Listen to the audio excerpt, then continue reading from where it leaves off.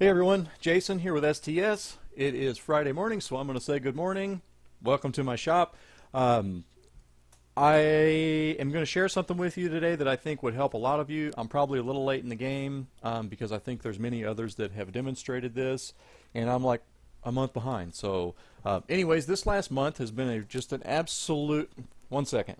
Okay, this past month has been absolute hell on returns on the iPhone 6 Plus, and the only issue that I have on returns is recurring gray bars. It's like some of these phones, it always comes back. And in one of my previous videos, actually, in probably all of my previous videos, I say something about the defect rate on that, and I'm going to share with you guys today why.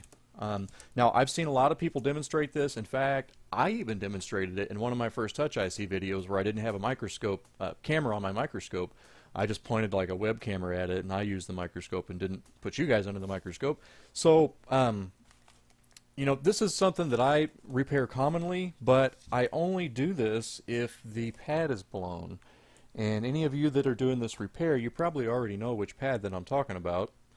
And I'm going to show you here, this phone here, if you get it turned, tweaked just right, and this one's really hard to get to the surface, and you're going to see why that is too.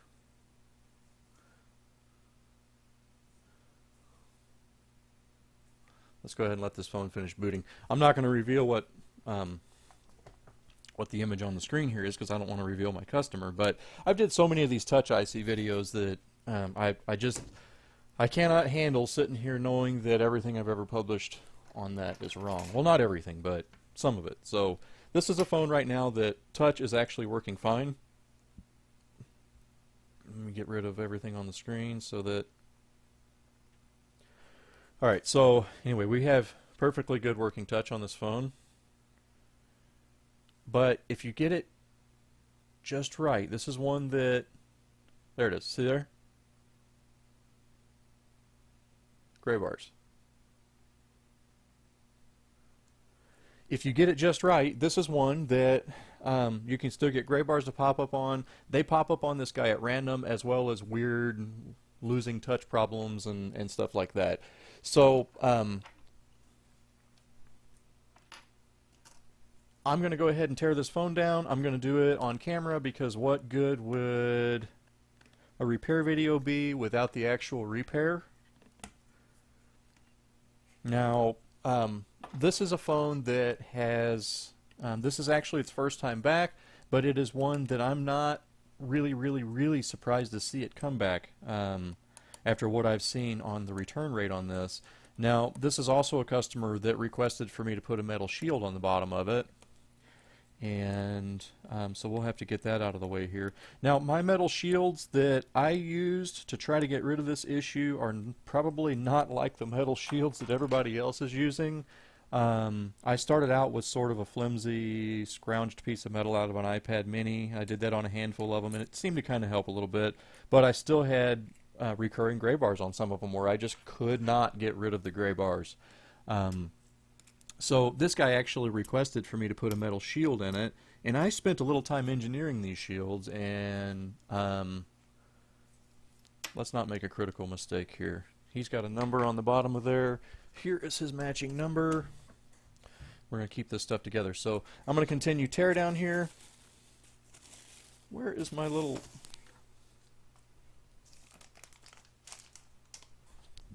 Huh, I got a little piece of bubble wrap that I leave here because although my bench looks like crap, it's really not that bad. I clean it with alcohol after every job, but I still, there we go, I still always lay the phone on a piece of bubble wrap. A lot of times. Especially if I'm doing a video, so you don't, if this is your phone and you're watching it, you won't think that I'm laying your phone in a bunch of muck. So the bubble wrap's just for show. Alright, so let's continue tearing down this 6 Plus. If I wasn't doing this on video, I would already had the board out of here because I try to only pick up each tool one time. Now this was sent here as a board only repair.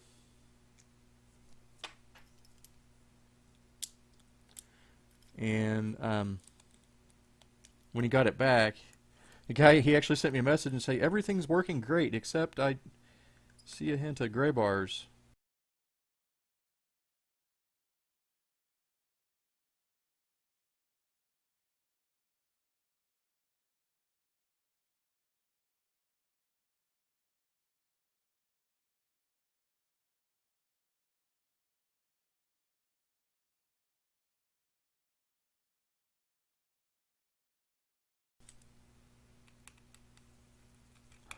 So this is a warranty job.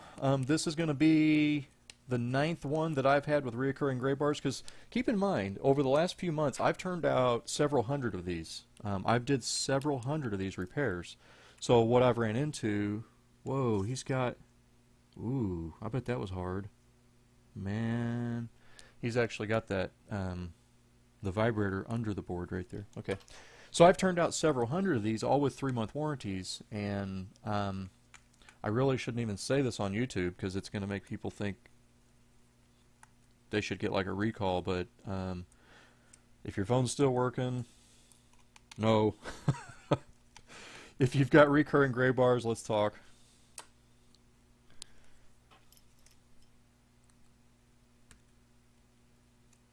Get the SIM tray out of there. I am not used to that. Oh, there's two things going on here. One thing is having this vibrator under the board, and you're getting ready to see the other thing. Alright, so I've got everything disconnected. I would normally pull the vibrator out of the way, but the board's on top of it, so let's leave it in place. We're going to raise the board up out of here. Hopefully our bottom antenna cable there's not torn.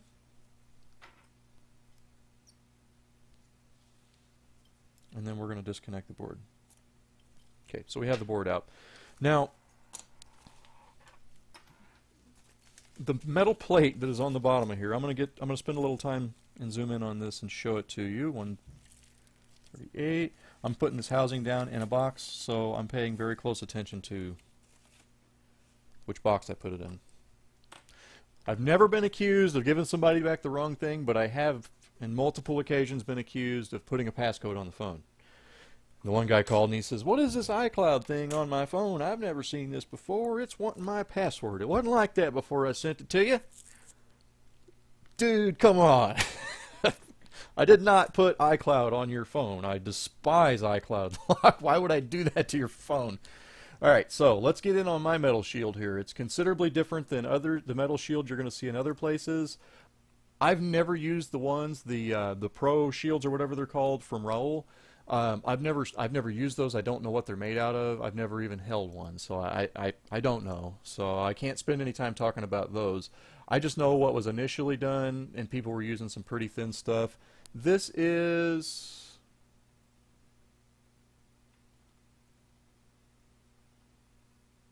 the shield that I put on this phone. Okay, now you'll notice that it is a bit scratchy, but you will also notice that it is fairly thick and that it is very strong. I do not put these shields on people's phones unless they say, "Hey, will you put the shield on my board?" And the reason for that is because, yeah, my shield does strengthen the board. Let me show you what mine's made out of. This is made out of 32nd inch steel. Strong stuff. I mean, even in a sheet that big, it don't bend. So when you cut off a piece of it this size, it's strong. This is really strong stuff. Now, the iPhone 6 Plus, it doesn't have enough room inside of the housing for a piece of metal this big, or for a piece of metal this big. Even this big's too big. It's engineered to spec, and there's just no room there. So what I wound up doing after I cut this shield, because this is one of the two I've sent out of here with a shield on it in the last couple of months. Now let me back up a little bit. Whenever I first learned about this shield, I sent it out on a ton of them, and I still had recurring gray bars, same recurring issues. I didn't see a difference in defect rate, so I quit doing it. I'm not going to spend much more time talking about the shield here because I do believe that it does help some. It's just not a cure for gray bars. So this is my shield. You've seen what I cut it out of. 32nd inch steel is too thick, so I actually ground this down. And I ground this down, we're closer to, I'm going to say a 64th of an inch. But it is still excruciatingly strong. I mean, it is ridiculous strong. But it's still not going to keep this board from breaking if the housing bends. The housing is still going to bend my metal plate because my metal plate's not as strong as the housing.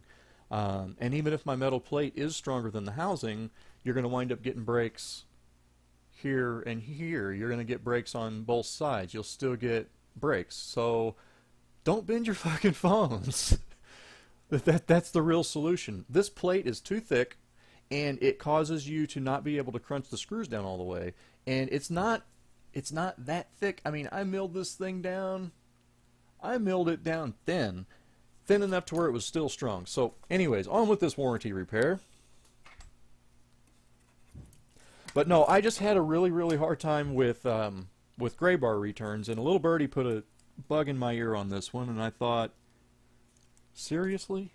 Because what I'm about to show you is something that I've done repeatedly. I've done dozens of these, but I only do it if the pad is missing. Now, I normally don't move the signal cable out of the way, but since I've got this big ass metal shield in my way, I'm going to. And a ton of solder. Alright, so let's start heating this ridiculously oversized shield up. Good Lord. Yeah, he asked me what I would charge, if I would charge any extra to put it on there, and I said, no, I'll do it at no extra cost. And I thought, man, watch this be one of the ones that pops back up no matter what we do. And he didn't have it back for a day, and he sent me a message and said, hey, everything looks great, works great, but I still see that gray bar once in a while.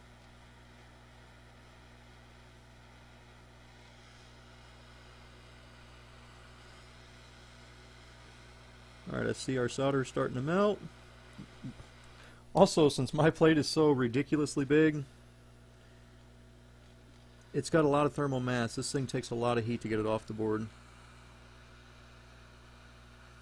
I have spent a lot of time messing around with these shields. I've spent a lot of time building them and trying to come up with materials that would be stronger, and if I could just keep that damn thing from bending, the gray bars will be gone. And what I found out is that no matter what you put on the board to keep it from bending, the amount of bend that it takes to cause gray bar, it's so minute. It's such a tiny little bit amount of movement that you can't stop it. I think if you were to weld this housing to a brick, here's my shield. It's got Kapton tape on the inside to help insulate it, because otherwise they will they'll bump the components. And I want to show you how strong this is. I want to find something here that you know the weight of. This is a full unopened can of air duster. This is a 10-ounce can. This is my metal shield. I'm going to hold this can up with it, okay?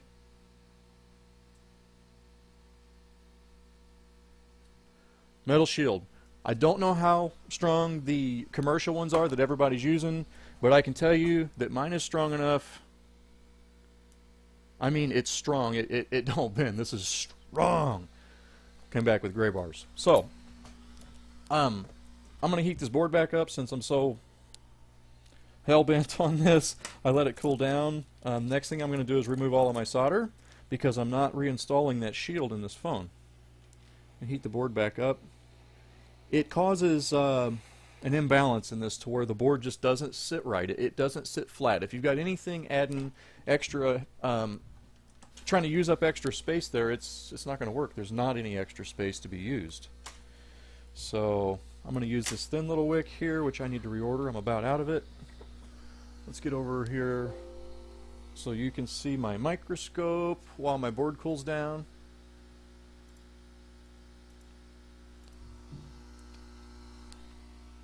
Okay. As you can see, man, this thing is soldered to this board. Like, I used a lot of solder. I soldered it solid. And the guy asked me for a shield. So, you know, if I put anything thinner on there, I'm just helping him feel better. I know it's not going to keep anything from bending. But only after I've went this far have I fully realized that the only true way to keep the logic board from bending is to don't bend the phone. Unless you can make the board stronger than the housing is going to bend the board.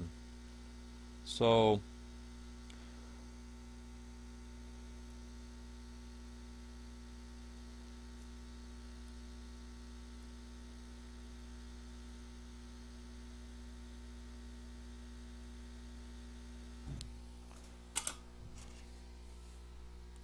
alright. Now there are a lot of things that can go wrong that cause touch failure. So it's not, just the flickering gray bars. They're not everything, but that is like the biggest problem that I see resurface. Um, I should probably turn the heat up on my iron because I'm having a hard time getting this to suck up this much solder into this little wick.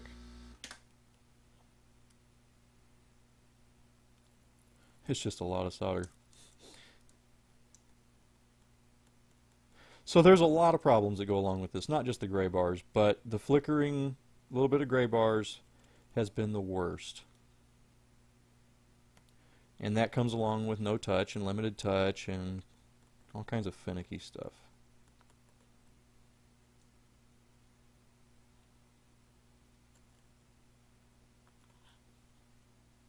Alright, let's cut this off.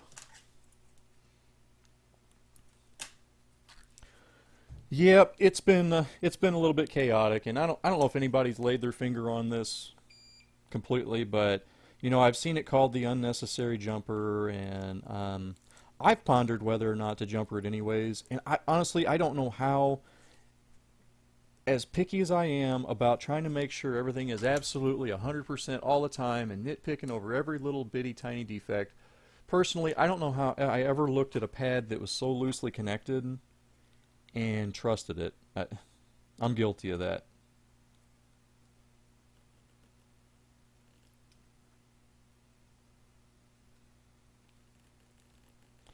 But I'm sure a lot of people watching this channel are still getting a lot of warranty work on this repair, especially the ones that are hell-bent on refloating the IC only and not replacing it.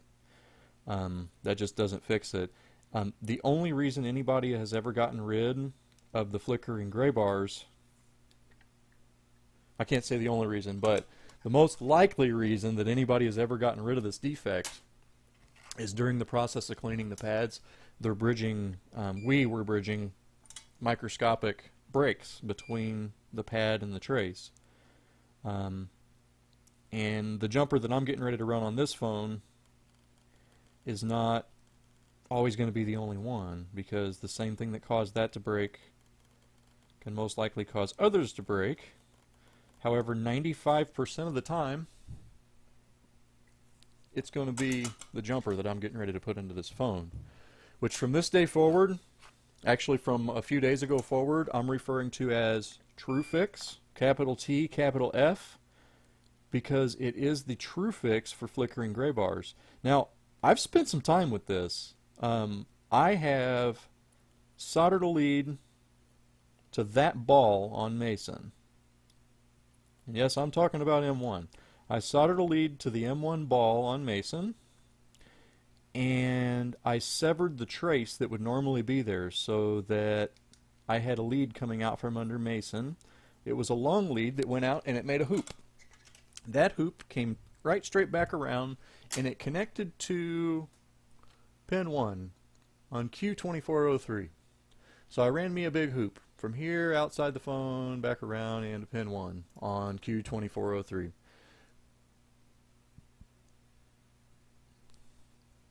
And what I did from there is started toying with resistance and seeing how much resistance it would take on that line, which is LCM to AP HIFA B sync. I wanted to see how much resistance it would take on that line for it to drop touch. And the answer there is around a mega ohm.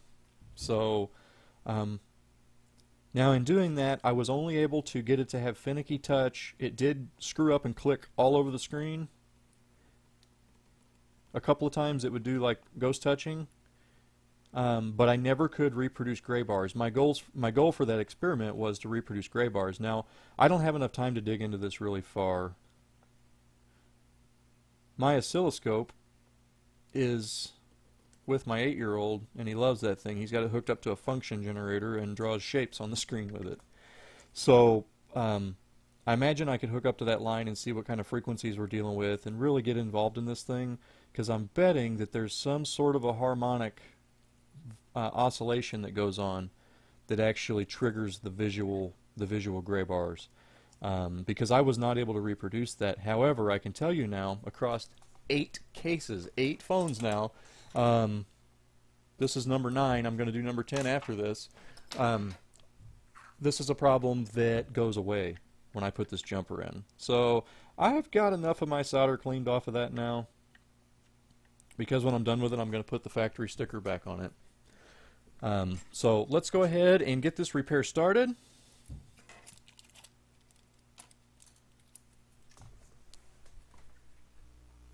Alright. Yeah, so I'm a man of my word. And when these things come back with the same problem that they came in for, flickering gray bars, and I wasn't able to get it to be gone, I refunded their money. I refunded about 6 of them in the last 30 days. And normally I could do the repair again and get this to stay at bay, and just do the same repair again and get it to stay at bay. And I feel like there's probably a lot of shops that are doing that very thing. And I really feel like this is something that I should share and not keep it to myself. So I really thought whenever I created that loop and started screwing with continuity and scratchy connections that I would get a visual effect, but I didn't. I can, however, confirm that what I'm about to do to this phone is going to fix the gray bar failure, because this is number 9. But yeah, these shields, that is a heavy piece of metal. Wonder how much it weighs. I'm going to throw it on a scale. It's not, this sucker, I mean, it's strong. It's not a flimsy piece of metal. So let's kick that out of the way and fix this phone, because this phone does actually need fixed. Did I tear my little, I almost forgot to take this dude off. There we go. I'm seeing a little bit of a laggy frame rate here once in a while. I hope my video doesn't suck. I don't know. I've seen a lot of people do this jumper. I've did this jumper countless times, but why in the world would anybody in their right mind look straight at a wire that is clearly not broken and jumper it and bypass it? Like, why would you do that? It's a perfect connection. Look at it. So anyways, let's go ahead. I'm going to pull Mason off of this board. When you see those flickering gray bars, now this is a bendy phone, so you can absolutely have defects anywhere. You can have broken pads anywhere, but when you see the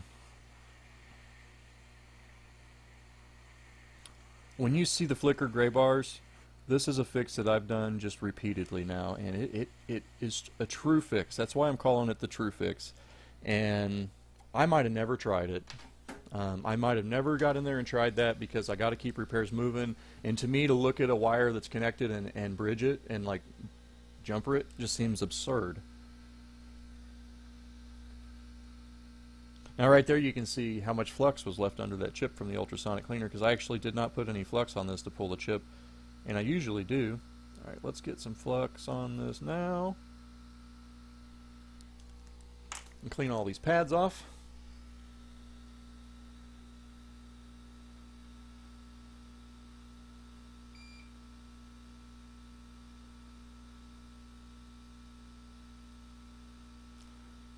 Okay.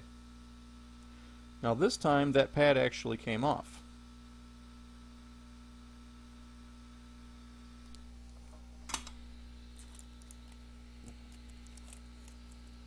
Now what I run into a lot of times though, even on the second, third, fourth, and fifth attempts, let me show you what my sight looks like here, because it's actually pretty nice. The light on this camera seems to be lacking today. So anyway, we've got everybody smoothed off pretty good. M1 over here evaporated this time whenever I ran my iron across it. Now what I'm running into is that pad,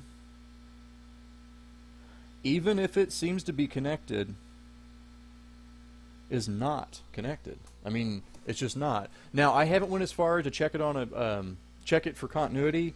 If I set my multimeter to beep mode, I'm relatively confident. If I were to check between, let's say, if I were to check between M1, and I'm going to have to heat this up now before I clean this.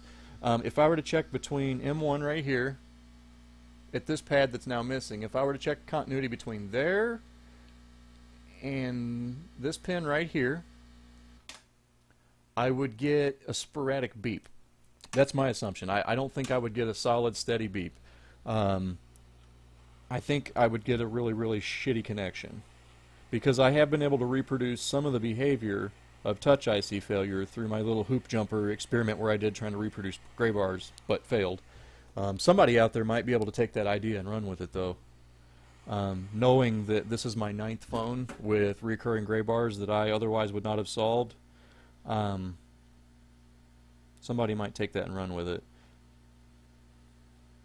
Now I think there's probably going to be a common failure on this next line here, which is what, L1, M1 and L1 here.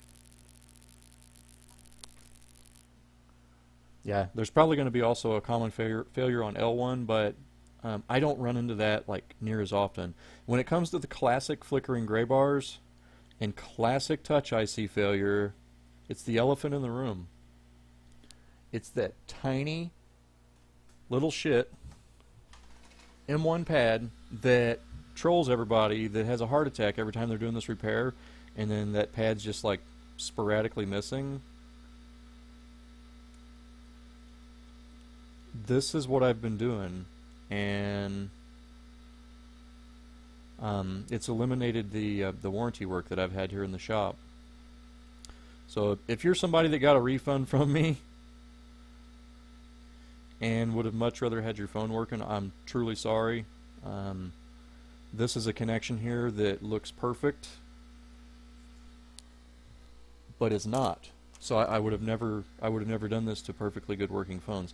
Now, if it's missing, I do. I mean, I put a jumper there and fix it, and then I got working touch, and it's like, yeah, I got working touch. But for gray bars, that's not something that I would do. Not when the pad looks fine. I was thinking all kinds of crazy shit. RAM, CPU. I even went through and I changed all of the caps that were in the whole system, especially tantalum caps, and I spent a ton of time trying to get gray bars and overlooked the elephant in the room. I can't give credit to figuring this out. To be completely honest, I don't know exactly who it was, but I can say this is nothing new. This is something that we've all had to screw with. We all have a video online running this jumper.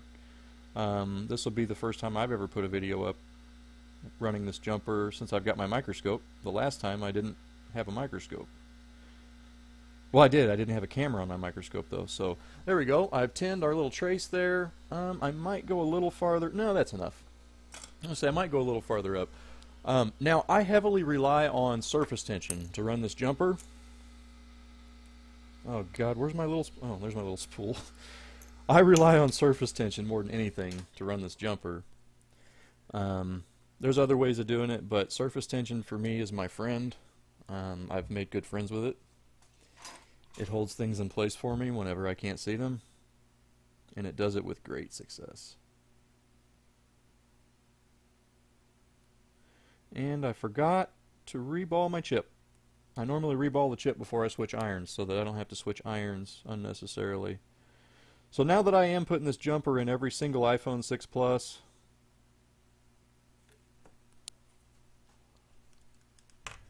which I call the true fix, it might actually inspire me to invest in either another station or another station that'll run multiple irons. So this 951 doesn't have any hot tweezers available for it. Somehow these jumpers, they know when I'm doing a video, so they won't tin on video. But when I'm not doing a video, all I do is just brush the iron across it once and I'm done.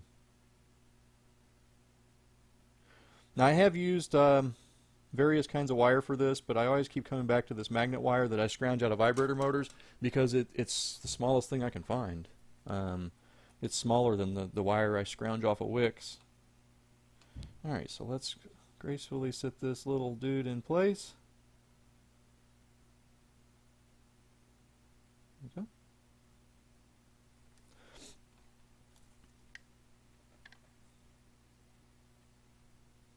Get a little closer. And the wire's still pretty fat for sticking it under this tiny little chip.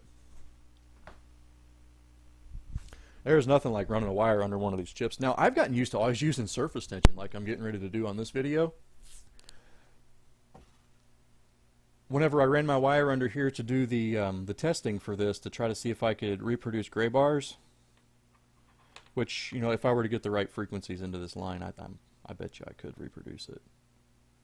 Or another line close to it, or maybe you've got to create some sort of a harmonic in the trace itself and it's catching something nearby. There's something else to it. But I can tell you with 100% certainty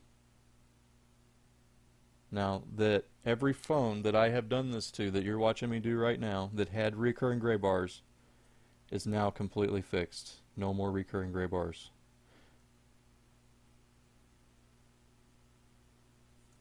So I'm sure I'm not the one that figured out that this is responsible for gray bars, but I did have happen to have a handful of these things on hand that I was not able to solve, or able to solve right. Like you could leave a screw out here or there. And in the early days of these videos, I've seen a lot of people leaving screws out and everybody just really beating their head against the wall.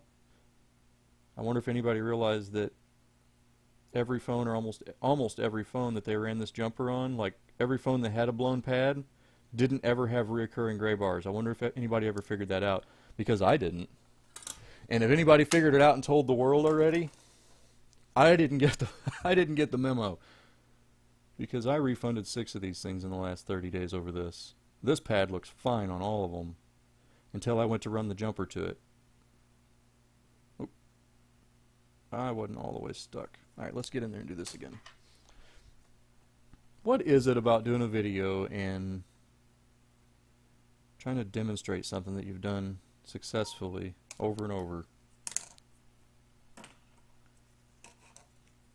Seriously, the day I learned this, I did 6 in a row, and then I went back through my no-fix shelf and I called all those people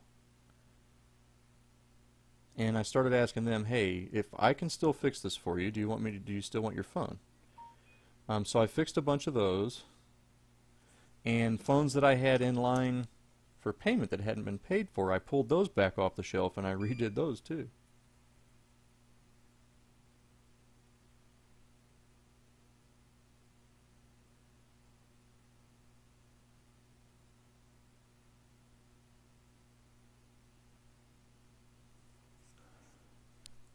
Because I've got a conscience, man.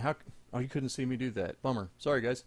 I've got a conscience, so how could I sleep at night knowing that those phones on my waiting for payment shelf could have recurring gray bars? And so yeah, I took the time and I pulled them all off the shelf and I went through and I've redone them.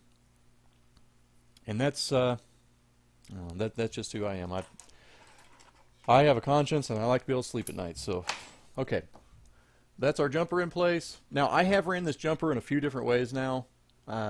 This seems to be my favorite way. I've never had this come back.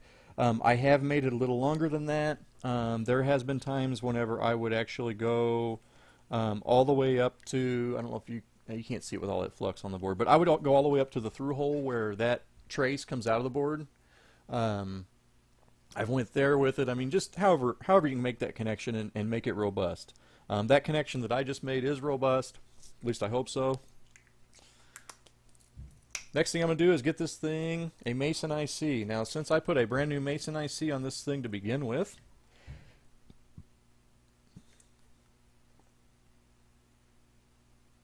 I'm not going to throw another new Mason IC on it. Now, I still get a lot of people asking me, are you going to use new ICs? And yeah, in a lot of cases I am. However, the IC, I'll admit, is not the problem. You know, I got to see in a lot of other micro soldering shops that hardly ever use new ICs on this repair. Let me switch irons again. See, with the 6 Plus I got to switch irons too many damn times. So I see a lot of other shops never using new ICs on this repair and only reballing them, and it's like, how are they having any success? Well, it's really a matter of luck, because M1, that's not the only pad that's going to get broken here. There's going to be other defects along with this. But when you go through there and you retin all of those pads, there is a very high likelihood of something that does have a microscopic break of getting that gap, the void, filled by your solder. So a lot of the problems that come along with this are fixed just by taking the chip off and putting it back on. But the main problem, folks, that flickering gray bar, The main thing that I've had returns over flickering gray bar, in fact, it's like the only thing anymore. I never have a return for anything else unless it's an iPhone 6 with flickering gray bars. The only time I have a return, it's that. And after several repair attempts, if I couldn't get it to quit doing it, it was a refund. So I've now taken all of the phones that I had in the refund boat, jumpered M1, and sent them on their merry way. There's no more flickering gray bars. So I thought for sure I'd be able to reproduce it. I mean, how could I not be able to reproduce that? If it's clearly just a simple broken connection, been a minute since I've cleaned my stencil, and we're not going to start today either. If it's clearly just a broken connection, why wouldn't I be able to reproduce that by creating my own broken connection? Well, I tried and I couldn't reproduce it, so.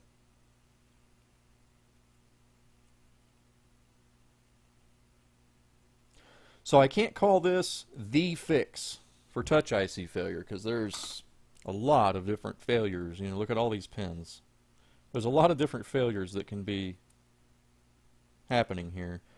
However, the main one, the flickering gray bars, the one that has haunted me and kept me up late at night, only to overlook something so stupid, is pin M1. It got rid of all my returns.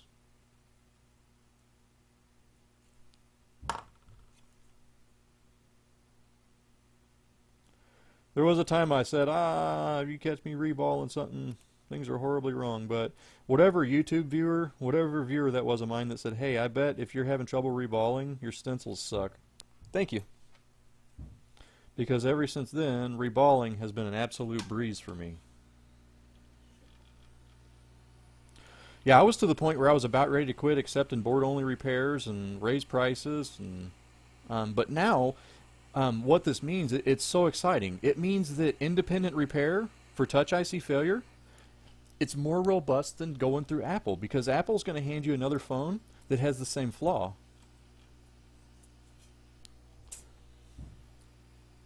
They're going to, oh, that was rough. I just did a rough one on that chip.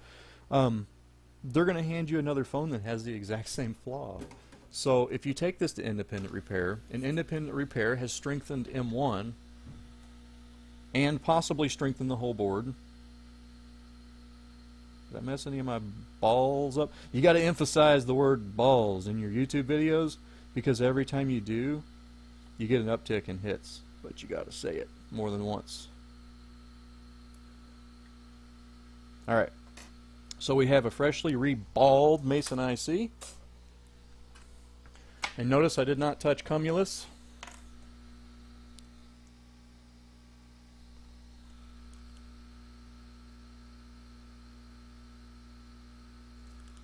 Plenty of flux, since I'm going to be ultrasonic cleaning it.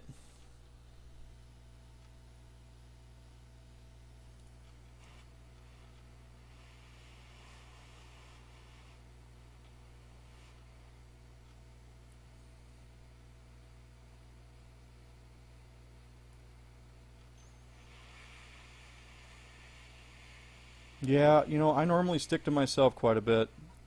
I'm quite a bit of a loner, and in this case, it was pretty expensive, because this is something I may not ever tried. Just because I have so much work on my plate, if it don't work, I just wasted a bunch of time. So it was cheaper for me to move on and make money. I just would not have went in and put a jumper in this place where it looks perfect already. Alright, now our IC is settled into place. The inductor melted a little later because it's leaded, or lead-free solder. My chip has leaded. I'm going to give this chip the tiniest baby nudge. I'm going to refloat, and I'm going to give it a baby nudge. Go. I normally give them a pretty big nudge, but since this one has a micro jumper under it, I ain't nudging shit any harder than that. And I don't like this filter here up against Mason either, so we're going to move it. Yeah, I kept wondering why you could resolder the tiniest thing topside, and re-trigger touch IC failure. You could put a new set of ICs on it, test out perfectly fine. but then figure out the front camera wasn't working, and go in and resolder a little component topside, and then all of a sudden have flickering gray bars again. So then you go and replace Mason again, and then your gray bars are gone, and then you get it all done, and then a month later the customer's like, hey, my gray bars are back. It was a little bit maddening.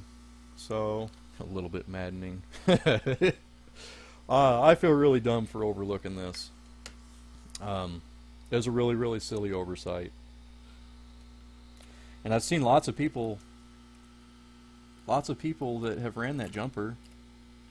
I've ran that jumper many times, but I would not have ran it to get rid of a warranty job whenever it looked perfect already.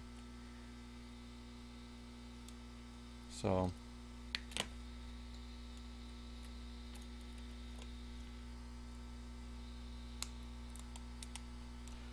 I believe somebody at iPad Rehab is the one that laid their finger on that. I don't know who it was.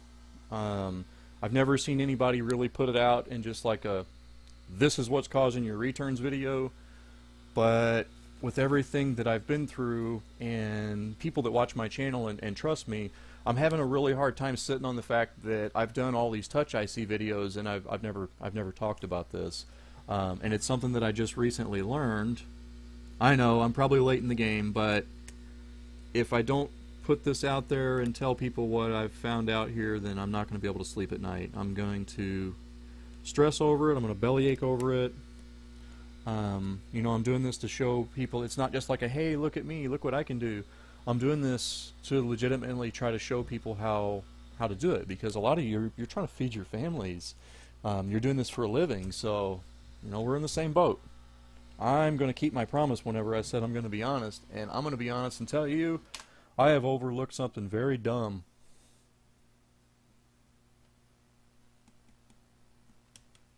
Across the course of about 300 repairs. So that might be one reason why I'm not seeing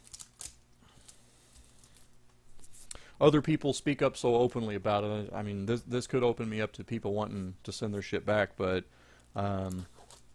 you know, let's work it out. I'll be honest about it. We'll see what we can figure out, but not if the phone's working.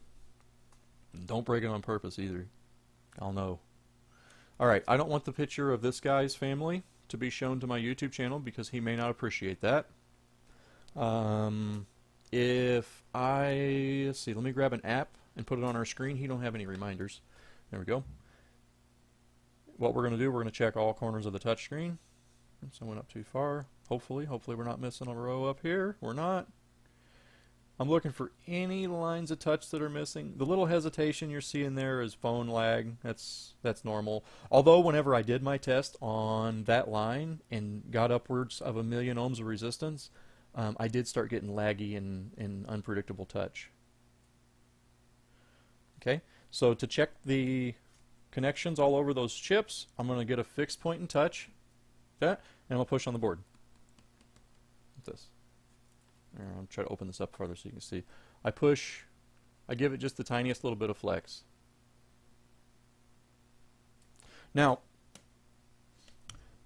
that alone is not enough to trigger the gray bars, because what will happen is these things will behave all the way up through ultrasonic cleaning. They'll behave through every test all the way up through ultrasonic cleaning, still tests out, you reinstall it in the housing or send it back to the customer and then they reinstall it in the housing. When they tighten the screws down, gray bars. It's fucked up again.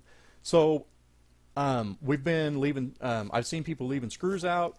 Anyone that I put a plate this thick on the board on, or even a thinner plate, you still have to watch that top right screw because there's not enough room in the housing for an additional plate.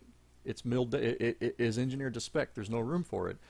So I've seen people leaving screws out and all these different things. You know, we're this late in the game now. This defect surfaced a long time ago.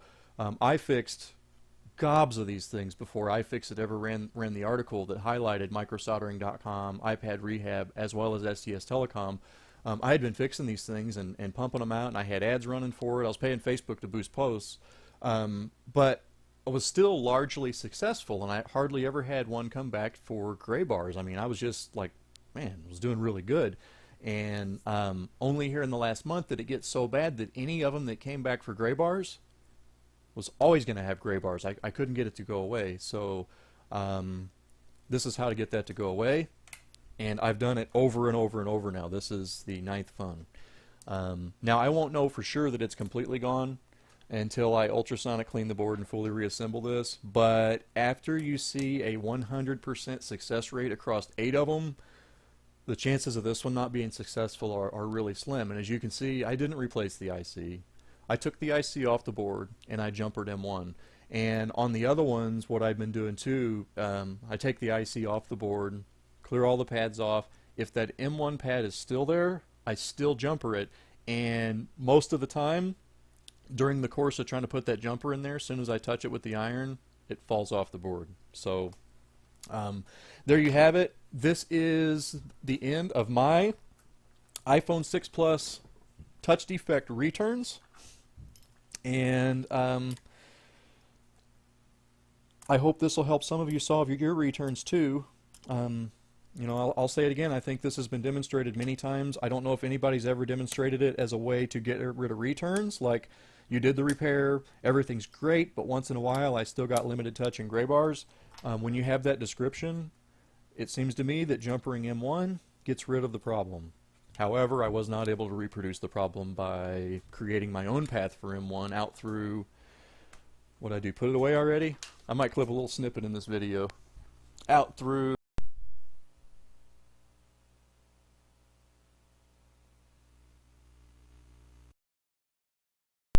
my breadboard. I ran M1 out through my breadboard, and I ran it through this chain of resistors, and I've got a pile of resistors here, and I screwed with it quite a bit. I got two 470K resistors. On this side I went with 100K resistors, and anyway, I'm not going to talk about each individual resistor, but I reached a point where right at about a mega ohm is where this thing would fail, and this is a 0 to 10K pot. Actually, it's more like 5 ohms to 10,000 ohms. And I was using that to try to fine tune it. And my idea there was that I bet I can get gray bars, but I could not. So I wasn't able to reproduce gray bars. However, by jumpering M1, I'm absolutely able to get rid of gray bars. I'm expecting this one to be 8 out of 8. You know, I don't get a lot of warranty work anyways, but when I started seeing the uptick on iPhone 6 Plus warranty work, it was just like, what in the world? Because it was all like almost 3-month-old stuff. You know, it had been out there for a while, and it's just like, okay, and do the repair, and only immediately after my repair I'd have gray bars. So jumpering M1 gets rid of it. I still don't put the metal shield on these, but I'm not going to say that it's a bad idea either, because there's a lot of stuff that can be broken here, and if you can strengthen it a little bit, good, but my real dilemma with that is that in order to keep the housing from bending this has to be stronger than the housing, and then in a sense this is strengthening the housing rather than the housing strengthening this. So it seems a little back-asswards to me. So anyways, this board is going to move on to ultrasonic cleaning. Oh, also, one more fundamental difference on these repairs. I'm going to mention this because I don't think I've done a touch IC video since I started this.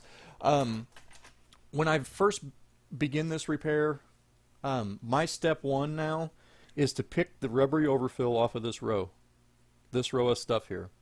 I do that as step 1 because if you do it first, it's really quick and easy. It takes me about 30 seconds. I add a little bit of heat to it. I zip through here with a bent X-Acto blade like that, and I just zip through here and just foom, foom, foom, foom, foom, foom, foom, and then rake it down both sides, and it's done. It's really quick and easy. If you wait until you have a problem and then you try to do that, all those components are coming off in the overfill, and it's a big mess. It takes forever. So anyways, that is the fundamental differences on how I do this repair. I may or may not be installing new ICs. In a lot of cases, if you reball and reinstall the same ICs that are on the phone, there's a good chance that you're getting good ICs because those ICs have been tested, unlike the ICs that you get in a strip that may or not be tested. But honestly, you just hardly ever get a bad one. I still don't put the metal shield on these, but I'm not going to say that it's a really bad idea. However, it is kind of in a sense trying to strengthen the housing with the board rather than the housing strengthening the board. And unless you install something here that's stronger than the housing itself, your ass is still going to bend the phone. So that's going to be it for this video. I hope you all have successful repairs. I'm just like, I can't believe this channel is approaching 6,000 subscribers. So I really thank you all for the amount of attention that has came to this channel. It's freaking awesome. I love it.